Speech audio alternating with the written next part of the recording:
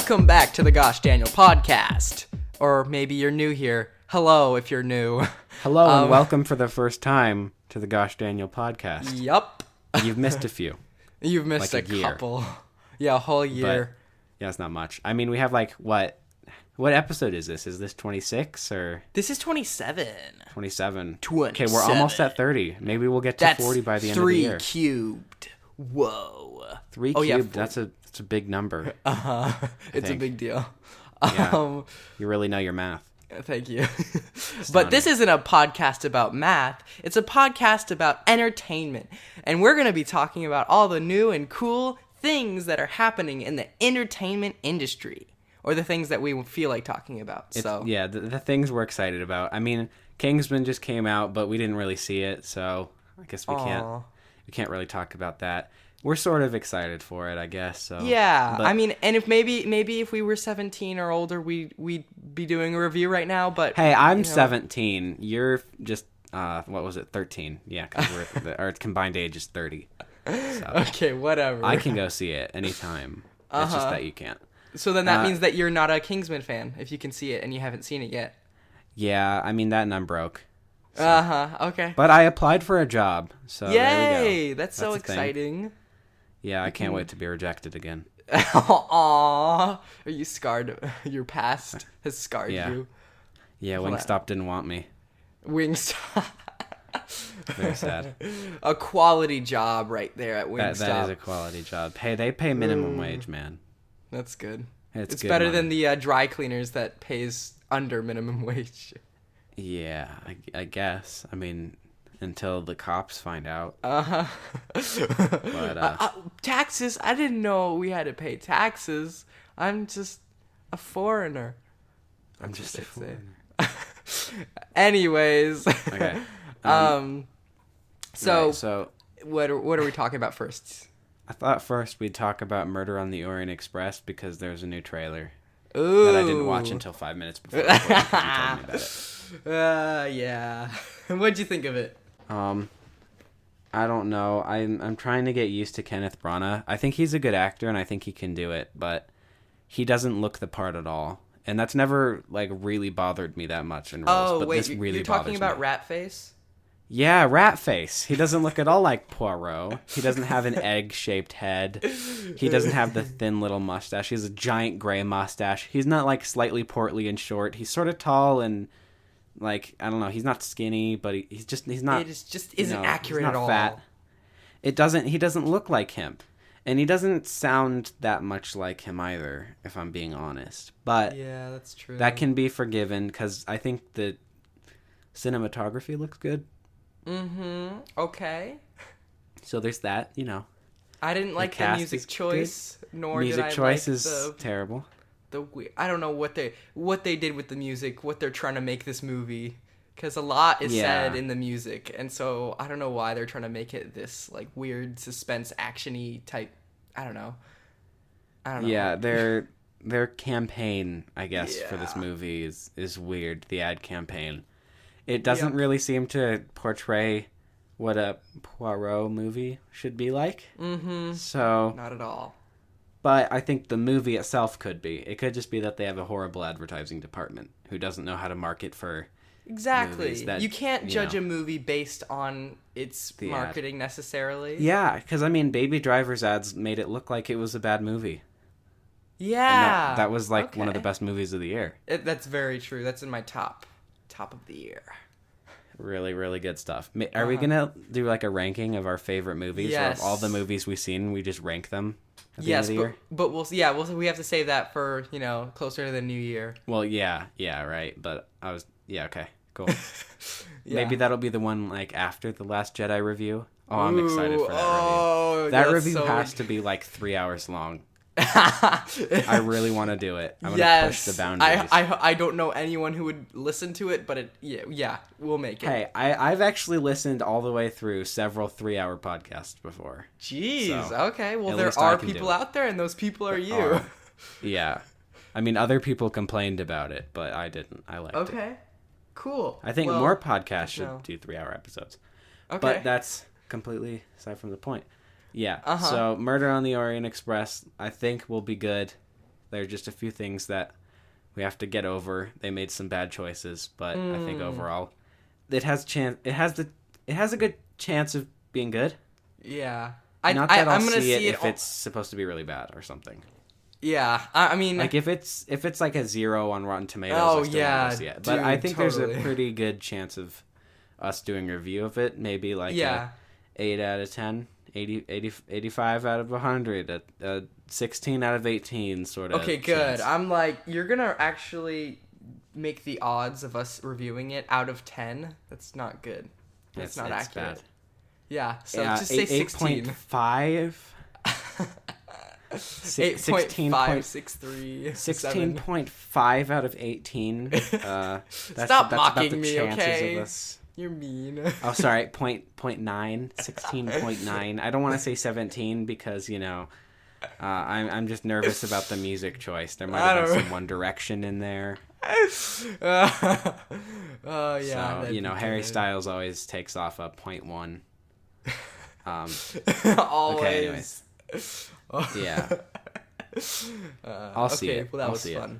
Yeah, I mean, I think if it's like, I'm kind of on the edge, because if it's a low Rotten Tomato score, like, then I probably won't see it. I'll probably wait till it's like, I'll probably watch maybe a non-spoiler review or two, and then wait till it comes out, and then I'd watch it when it comes out on like DVD or something. But if it does end up doing good, I'll see it, and I'll see it only for Daisy Ridley because she's the best. So it is her like third movie or something, right? Because she did The Force Awakens, and that was her first movie. Yeah. Then she voice acted for a Ghibli movie called Only Yesterday. Oh. Which I saw and was, it's probably, I think I heard it was the highest ranked on IMDb Ghibli movie. Was it good though? Was it actually good? I hated that movie. I legitimately did not like it. It was boring, as boring as it could possibly be. It was terrible. That's so sad. On top of that, it wasn't directed by Hayao Miyazaki. And then I don't think Daisy Ridley was even using like a British accent the whole time. You couldn't British even really tell. Daisy Ridley? You couldn't really tell it was Daisy Ridley at all. What?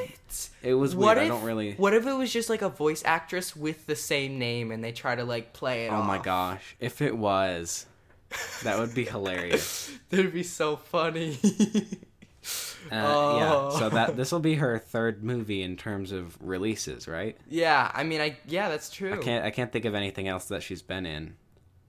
Mm-hmm. And then The Last Jedi will be her fourth movie. She's had a very small career for how famous she is. Yeah, that's true. I mean, she did only get really big only 2 years ago. Actually, only 2 years ago. You'd think she'd be in more movies by now. Because John Boyega was in a couple, I know. Yeah, but he was in a couple before The Force Awakens. People already knew who he was, That's he did true. Attack the Block, and yeah, he's doing Pacific Rim 2 now, and even Attack the Block 2. I have to see Attack the Block and Pacific Rim. I saw the trailer for Attack the Block, but that was about it. Have you not seen Pacific Rim? No, I haven't. It was okay. It was boring. Hunt the Bunt Gunter said it was cool. his favorite movie of all time, so I'd be careful. Oh man, if I now that I'm sorry, Hunt. I feel bad now. No, I mean, I bet it is a dumb action movie that's, still fun, it's there's some parts that are are really interesting, and then there's some parts that kind of get really boring. So, I don't know. It's good. Overall, it's a good movie. Anyways, wait, what were we talking about? Murder on the Orient Express, right? Did we go back to that? So yeah, Daisy Ridley for the win. I think she's going to do amazing in it. From the trailer, even as bad as the trailer is, I think so far she seems like the best part about the whole thing. Really? Personally, yeah, I think so. Honestly, come on. Do you I'm think excited Johnny to see Depp is Johnny better, Depp or die. Michelle Pfeiffer, or whatever? Well, yeah. I mean, I actually just want to see. I want Kenneth Branagh to prove to me that he deserves to be Poirot, other than the fact that he's directing the movie so he can cast himself. I feel like he made that choice by himself. Oh, right, okay, so I'll do this movie, and I'll also star in it, so that's good too. Oh, jeez. I didn't even know that, actually. I want him that to makes me mad. I'm not really sure he made that decision on his own, but I'm pretty sure he's directing it, so... Yeah? Yeah, Like, I bet it is as well. I wonder if he had to go through the whole casting process. That'd be so funny if they made him go through the whole casting process. And if he they just sits actually down in the chair and he's like, okay, go. And then he stands up and he goes around the table and he does his lines. And then he walks around his desk and sits back down and says, well, that was all right, but give it more feeling. And then he stands up, walks around the desk.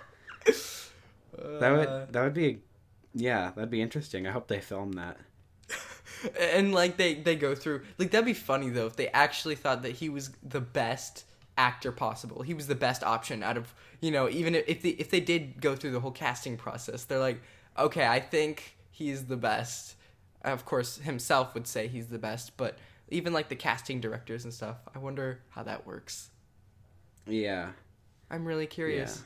Well, let's hope he does and proves us wrong. But I think his most recent movie wasn't actually all that good that he directed. Really? What was he directed Cinderella.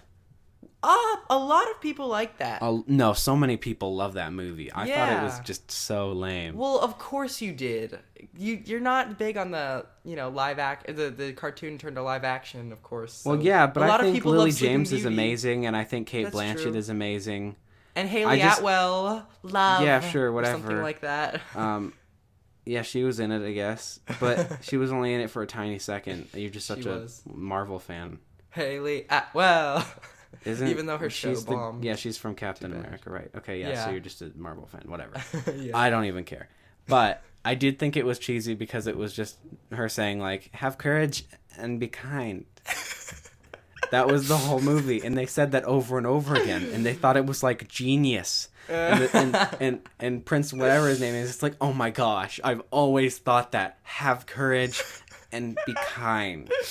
And I mean, that's not even like a rude paraphrase. Like that's literally what it was they were saying. What they said. Uh-huh. And that's ridiculous to me.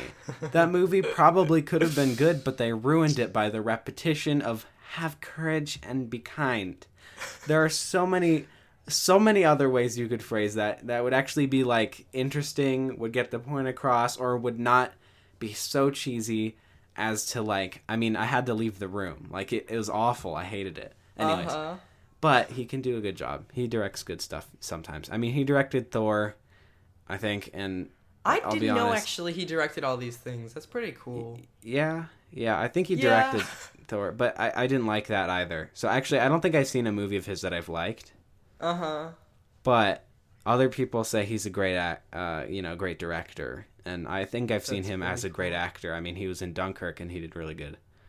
That's pretty cool. Wait, did you... Sorry, speaking of Thor, I just thought of something real quick. Have you seen the Thor Ragnarok? It was like the 1980s trailer or something like that. It was pretty cool. So basically, I forget who made it and posted it, but basically, or uploaded it. It was basically like the Thor trailer, but edited to make it look like it was from the 80s. And it's pretty great. They get footage of like the old Hulk movies, and when it's just a really buff guy painted green and stuff, and they cut clips in with that, and it's pretty cool. That's terrible. It's really awesome. I don't even want to see that. That sounds awful. I mean, it's probably took a lot of work, and it's probably really good. That just sounds terrible. See, I thought it was I would not have watched that show. I would not have watched The Incredible Hulk or whatever it was called. Just because that looks so terrible to me. Anytime I see a clip from that, I hate it. I really hate it. I bet it's great. Yeah, that guy, whoever did that, you did a great job. Amazing video, man. But I'm not gonna ever watch it. Okay, cool. Yeah, I'm making a stand here. Good for you. You need to make more of those. And being more decisive, more assertive. Yeah, well, that just needs to happen in this whole podcast, doesn't it? Yeah, this podcast just needs a lot more of that hint. Okay, so next I think we should talk about probably the greatest bit of news that has happened this week, and that is, so Ron Howard tweeted a photo from the Han Solo set, and it was just a random picture of a set, but he said, "Spicy?" ? What That's amazing. does it mean? It's amazing for all the Star Wars. Okay, so the spice mines of Kessel, That's a Oh. thing. So spices like drugs in Star Wars, basically, and Han Solo's a spice smuggler, but then you get the spice mines of Kessel is like where you go to die. It's like the pits of Hath Sin in Mistborn. That's actually probably not. That's probably not something more people would. Okay, anyways, I'm really excited about this. But Kessel is a really interesting planet that we don't get to see all that often, even in the EU books. We saw a few times, but like there's a lot of lore around it because people will get sent there from like the Empire, and it's like sort of a concentration camp / mine, and then it's just where a bunch of underworld stuff happens. Wow, there's a lot of interesting stuff that happens.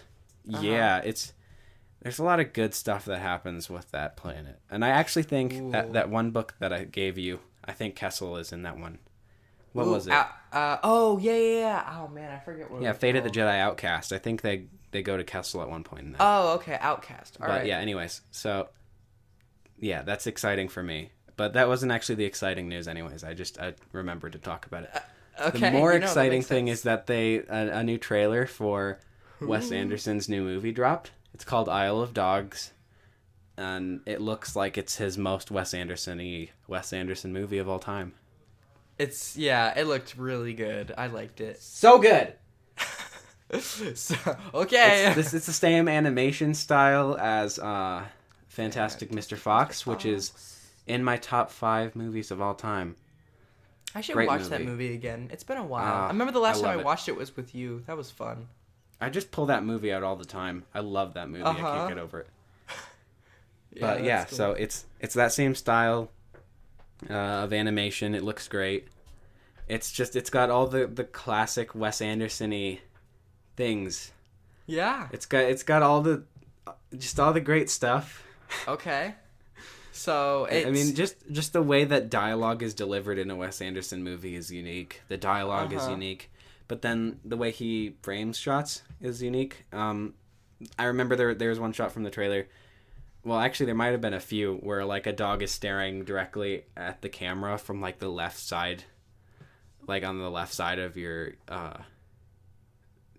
field of view, and you can see all the other people like back off in the distance behind him, and he's talking basically towards the camera, and other people talk from behind him. And that happens like 6 times in Fantastic Mr. Fox, and it looks so great. I'm getting too excited in this podcast. I don't even know what I'm saying anymore. And it's good. It's got good stuff. That's all that matters. It's got good stuff. It's going to be a good movie. I like Wes Anderson movies. There's not really much more I can say other than this. I'm really excited for this movie. That's all I have to say. Okay, you're scaring me. It looks good. Please go watch the trailer. Go see the movie, please.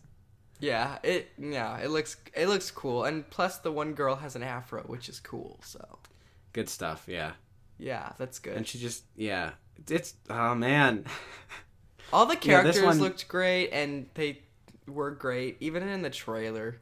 And it's got a cool cast. It's Edward Norton, like in every other movie of Wes Anderson's. Bill Murray, like in every Wes other Anderson's one.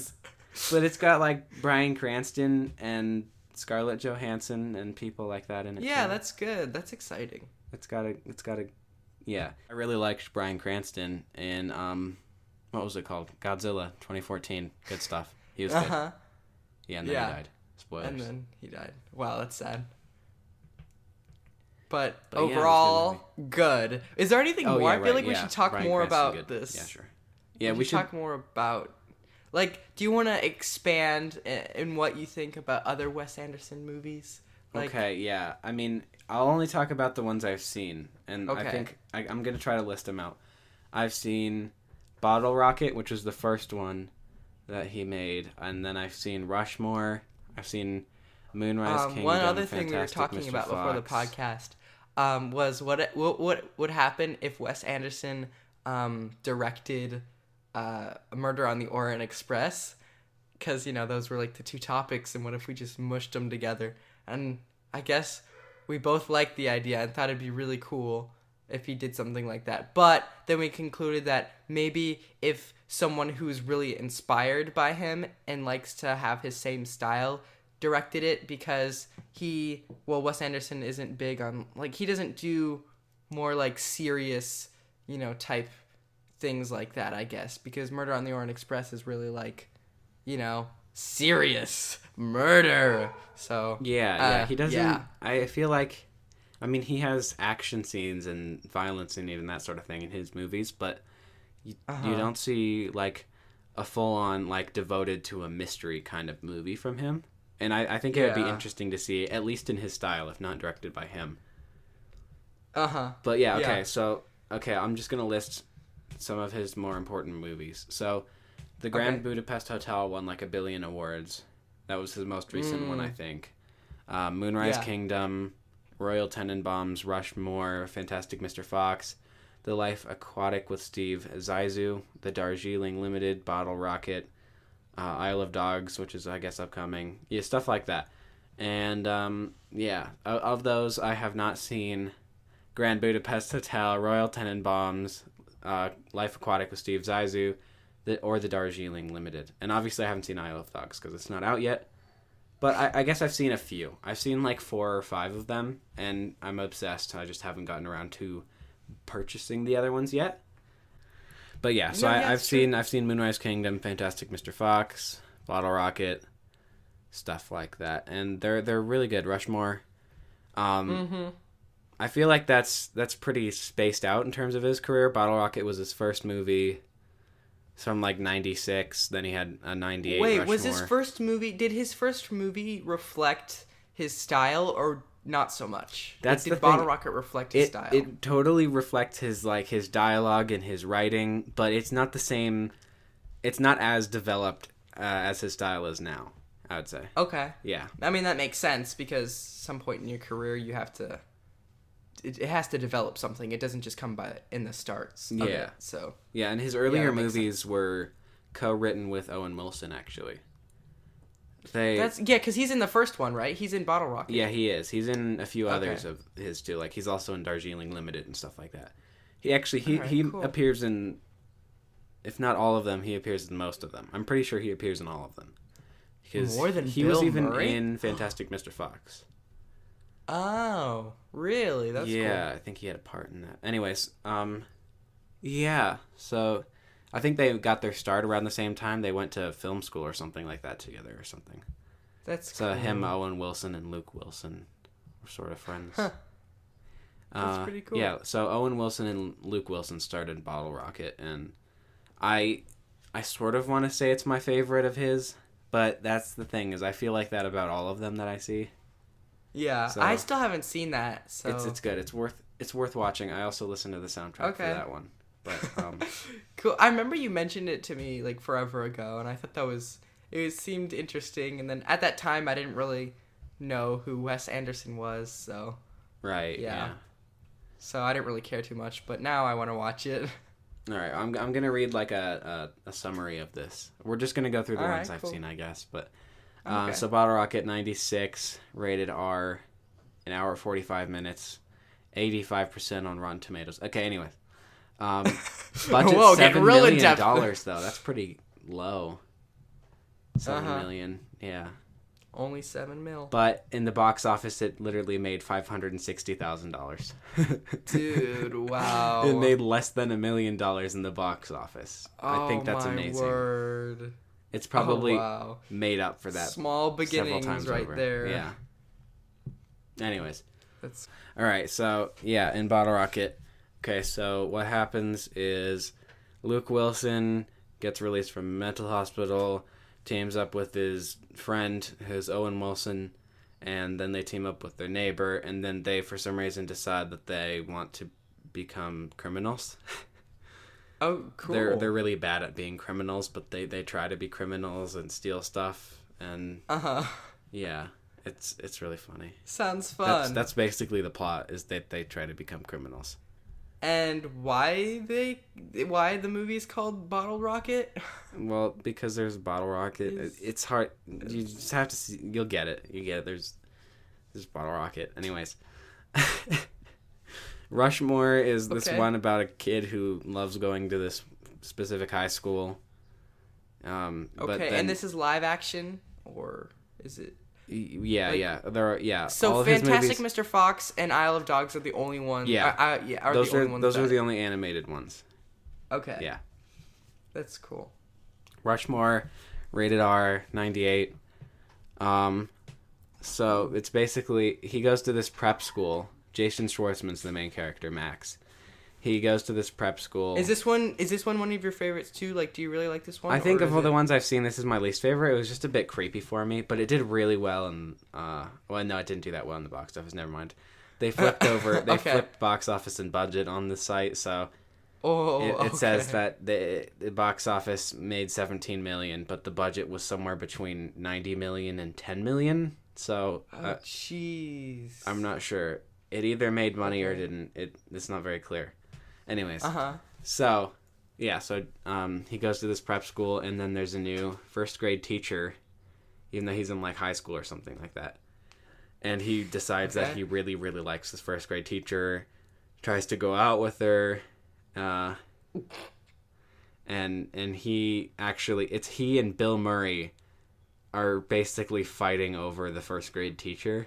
Oh my word. Yeah, and it's just it's like they're fighting each other for her. That does sound a bit creepy. It's a bit weird, yeah. So 'Cause Bill Murray Murray's probably plays the significantly father. older. Yeah, Bill Murray plays the father of two of Max's schoolmates here. So Wow, that's they're fighting each other something. for the first grade teacher, and then she's like, "You're both weird," and she sort of ends up being friends with them a little bit, but anyways, sort of weird. I thought that Okay. one was good. It's probably my least favorite of them, though. Okay. My first real experience with Wes Anderson is when I saw Fantastic Mr. Fox from 2009. Uh-huh. We went and saw that in the theater. I didn't really know anything about it. I just knew I liked Roald Dahl's books. So I decided, yeah, I'm going to go see this movie. It's it's George Clooney and his wife Meryl Streep. And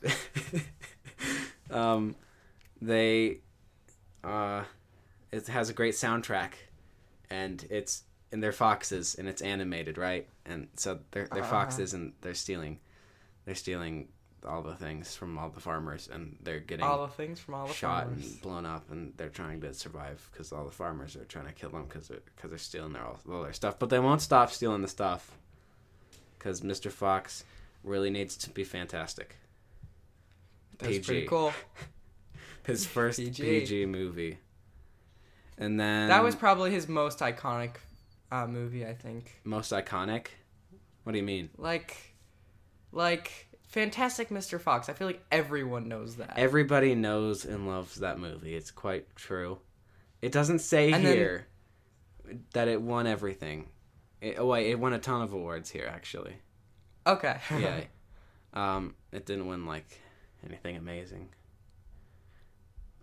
Anyways. Okay. Yeah. So it probably made lots of money. It's probably really great. Congratulations. Good Wait, movie. wasn't the author of Fantastic Mr. Fox the same author as the BFG? Yeah. Mm-hmm. Okay. What do you think would happen if Wes Anderson directed the BFG instead of Steven Spielberg? I don't think he would. No. He just plain wouldn't. Yeah. That does No. not sound like something he would write. He would make a movie off of. Yeah. It would just I be... was trying to like... Yeah. He doesn't use a lot of like CG, you know? And you sort of have But to. would he... Yeah, you're probably right. I mean, he might make Something it like that. animated, but I don't think it would work with that story. Yeah, That's the thing about true. Fantastic Mr. Fox is that the book is like 2 pages long, and the movie adds so much. Like, Yeah. there's not a lot of him getting like hunted by Bogus Bunsen Bean. There's hardly a developed Bogus Bunsen Bean. Like, the book is pretty underdeveloped in comparison to the movie. Like, that's a case in which I can truthfully, honestly say that the movie has more in it than the book, and the movie is better than the book. Wow. And it's a good book. It's just Yeah. it can't compare to that That's amazing cool, of a movie. though. Yeah. Uh-huh. All right, cool. Mm-hmm. And then his next All right, movie so- was 2012's yeah. Moonrise Kingdom, which was great. I remember seeing that in the theaters as well. It's in so it's 1965. It's in an island in New England. They're two 12-year-olds, and they sort of they decide to run away together. Uh-huh. They're like 12, and their parents are sort of freaking out. I mean, her parents are freaking out. The boys' parents are dead, but yeah, that's sad. Yeah, and then so at first it seems like the movie's all about that, and then there's like this storm that apparently comes to this island that's like record breaking, and blah blah blah, and so they have to find the kids before they all die in the storm or something like that, and they find them. Anyways, yeah, it's complicated. It goes on for a while. You can't. It's really hard to describe. It is hard to describe that one. It's a good movie. It isn't really just about one kind of storyline. There's just a lot going on, I guess. Yeah, so that one's on Netflix as well as let's see, the Life Aquatic. Yeah, I still haven't seen that one. I should. That was 2004. I think I'm gonna see it too because if it's on Netflix, I'll watch it. Yeah, I think that one is probably his most deserving of the R. Yeah, I heard stuff about that too. Yeah. But yeah, those are both on Netflix. I'd check them out anyways. They're good stuff, probably. I mean, yeah, cool. Wes Anderson's movies are always good. But I think Moonrise Kingdom is like the most Wes Anderson looking Wes Anderson movie, other than like Isle of Dogs. Like it nails his aesthetic really, really well with like, these fixed shots that just like they stay in one place and it's really, really wide. He likes having these like wide shots and you see people like, I don't know, action sort of happens more in the background somehow with the way he does his movies. It's hard to explain. No, I totally get it. It's really cool. I'm bad at explaining things, but it makes sense if you've seen his movies. But yeah, he uses a lot of bright colors, and I don't know, it's amazing. His latest film, Grand Budapest Hotel, I'm pretty sure it won like an Oscar for what was it? Outfits. Yes. So the awards that it won, it was nominated for like everything. It got the Academy Award for Best Original Music Score. Yeah, all of his movies have great soundtracks. Academy Award for Best Production Design, Best Costume Design, Best Makeup and Hair. It won Golden Globe for Best Motion Picture. All this stuff. BAFTA for Best Makeup and Hair. I remember watching the Oscars that year that movie was, and it was it was nominated for every single category. Yeah, I hadn't I was shocked. I'm like, geez, what is this movie? Because I wasn't, I guess, too into Wes Anderson back then either, even though that was pretty recent. Mm-hmm. So I still don't even really know. But yeah, it's cool to look back and think of all the stuff it's won. Yeah, it seems like an interesting movie. He has, that's the thing about him. He writes all of his stuff, he directs all of it, and it's always this like really unique story. I think his dialogue is probably my favorite thing about him though. About his movies, he has like this very specific dialogue that can be sort of sarcastic at times and stuff, but not in a way that's super annoying, like with Joss Whedon or J.J. Abrams, where it's like they're sarcastic, like, get it? It's a joke. I'm being funny. You need to laugh, please. Wes Anderson is just like, this is how we talk. This is just the way it works, and I don't know. It's more understated sort of sarcasm and humor, and I think it works a lot better that way. It's not, you have to laugh at this, please. It's just funny, Yeah. You laugh at it because it's funny, not because there's like, they give you a pause for you to laugh at it, and then they'll move on with the story. But yeah, anyways. Isle of Dogs looks really good. That's all I'm really going to say. 2018. Comes out March 23rd. Tilda awesome. Swinton's in it as well. I didn't mention that. Tilda! I really wanted to put more, effort into making a Wes Anderson podcast episode, but this is what we got. I think it's worked out. I think it's worked out pretty well. That's all right. Hopefully. I'm gonna watch the rest of his movies after this, actually. Yeah? Yeah. Cool. I'll watch more of his movies. Anderson, jeez. That's not all that could be said about Wes Anderson, but it's all I'm going to say. That's true. Okay. Well, the last thing we wanted to talk about on the podcast today was the Blade Runner, I guess. Just being excited for it. Yeah, Blade Runner looks Nothing too specific, right? I mean, well, just that it looks awesome. Well, they came out with like a short film. This was like a month ago at this point, but we haven't really talked about it that much. They came out. But you did retweet it. I did retweet it on the old podcast Twitter at Gosh Daniel Pod. The tweeter. Yeah, it was good. They had a short film that was just Jared Leto and it was basically just Jared Leto and Benedict Wong, and it was really good. It's called Blade Runner 2036, and it takes place in 2036. So that's really, yeah. That's a shocker. I know, right? I thought that name would be like trying to throw you off, but no, totally. Actually 2036. So yeah, that's cool. Yeah, so it takes place basically in between Blade Runner and Blade Runner 2049.